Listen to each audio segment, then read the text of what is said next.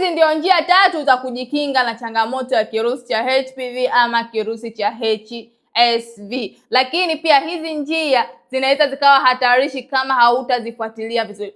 Njia ya kwanza, hakikisha unashiriki tendo kwa mipaka. Unashiriki tendo. Kama sio mtu ambaye unamwamini, basi tumia kinga wakati wa kushiriki tendo. Hii itakusaidia zaidi kuepukana na hiyo changamoto. Lakini huaga kirusi cha HPV ama HSV kikiingia ndani ya mwili hakionyeshi dalili hapo hapo. Kwa kinakuwa kina process. Kwa njia nyingine ni kwenda kupima afya yako hata mara 2 kwa mwaka ama mara 3 kwa mwaka, ili ufahamu changamoto yako imefikia wapi, ili uanze matibabu mapema. Lakini njia nyingine ni kupandisha kinga yako ya mwili mara kwa mara, kwa sababu kirusi cha HPV kikiingia ndani ya mwili, kitu cha kwanza kinaenda kushambulia kinga yako ya mwili. Kwa mpaka unapitia changamoto ya vipele na vinyama vilivyojitokeza katika maeneo yako ya siri, hiyo inaashiria kwamba kinga yako ya mwili inakuwa imedhoofika. Kwa hiyo ukiwa unapandisha kinga yako ya mwili, basi hiyo changamoto haitakusibu kamwe. Kwa makini sana afya yako, kwa sababu hakuna mlinzi mwingine wa afya yako zaidi yako wewe mwenyewe.